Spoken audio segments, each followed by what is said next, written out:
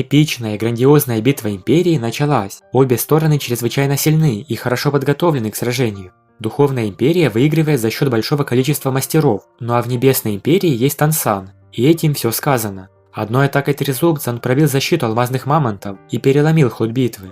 Вначале Духовная Империя взяла верх, у них тоже была отличная стратегия. Тяжелая кавалерия под прикрытием защитного барьера слоновьей брони. Они сметали тысячи врагов на своем пути. А еще мечи ветра массовыми атаками уничтожали целые отряды. Оказывается, Бибидун тоже прекрасно подготовила свои войска. Они действовали очень слаженно. Императрица даже предугадала тактику Тансана и учителя Сиагана. Битвы выглядят потрясающе, а спецэффекты реально классные.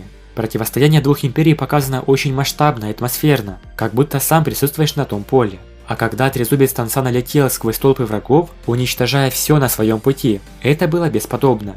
Дела в Небесной Империи шли не очень хорошо, поэтому решил вмешаться Тансан. А к нему присоединились остальные монстры Шрека – Януди и Дугабо. Мы снова видим сплоченную команду, которая плечом к плечу сражается с врагами. Тансан с трезубцем морского бога феерично ворвался в ряды вражеских мастеров, однако его главной целью было сломить защиту клана Слоновьей брони. Это сильно поможет в дальнейшем наступлении войск Небесной Империи. Глава клана Мамонтов Хуянчжэнь почти титулованный, его защита очень крепка. Он надеялся, что выстоит против божественного оружия Тансана, и был настолько уверен в своей силе, что принял атаку трезубца прямо в лоб, совсем не уклоняясь. Жаль, что он не послушал Бибидун, которая приказала ни в коем случае не блокировать трезубец морского бога. Да, он слишком понадеялся на свою защиту и поплатился за это жизнью. Божественное оружие Тансана буквально прошло насквозь. И еще один сильный мастер Духовной Империи пал в бою. Это сильно снизило боевой дух вражеской армии. И наоборот, войска Небесной Империи еще больше укрепились в решимости идти к победе. Как видим, недооценивать врага – это, наверное, самая большая ошибка в битве. Больше всего мы ждем то, что произойдет дальше.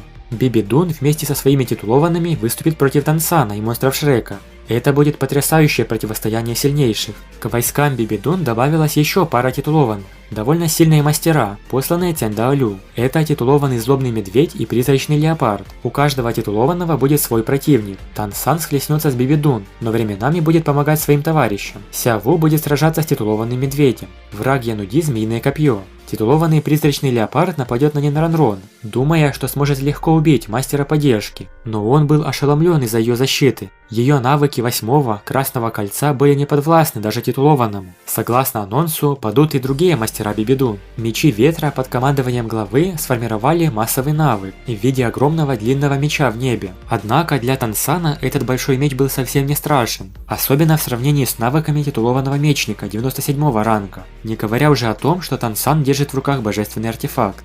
Джуджуцин и Мубай люто уничтожают врагов. После поглощения духовной кости титулованного призрака и кости белого тигра, их сила и скорость значительно улучшились. Януди и титулованный ядовитый вместе с Тансаном бросились на поле боя. Дугабо был очень хорош в использовании яда, особенно в массовых атаках. Однако его противник, титулованный рыба-дикобраз, снова доставил немало проблем, потому что, казалось, совсем не боялся яда Дугабо. К счастью, Нинранрон участвовала в поддержке, а Тансан время от времени помогал всем контролировать врагов. В трейлере также показали, как Бибидун пожирает какого-то мастера. Некий несчастный эксперт был запутан в сетях Бибидун, не в силах выбраться. После поглощения чужой силы, тайная техника Ракшасы была почти завершена. После бесчисленных потерь, Бибидун была в ярости. Она любым способом хотела победить Сана. Сила императрицы достигала 99 уровня, но у Тансана в руке был трезубец морского бога. Они оба были серьезными соперниками. Усвоив прошлый урок в Великом Звездном лесу, Бибидун знала, насколько мощный был трезубец морского бога, и подготовилась лучше. Поэтому, чтобы справиться с Тансаном, она использует одну из своих самых сильных способностей – разрыв бездны пространства.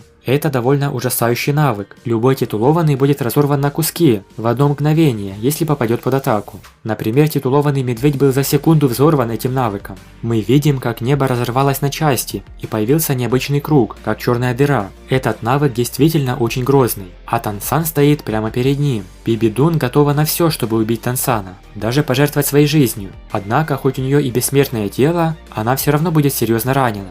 Большое спасибо за просмотр. Напишите, что вы думаете о надвигающейся битве титулованных. Подписывайтесь на канал и всем пока.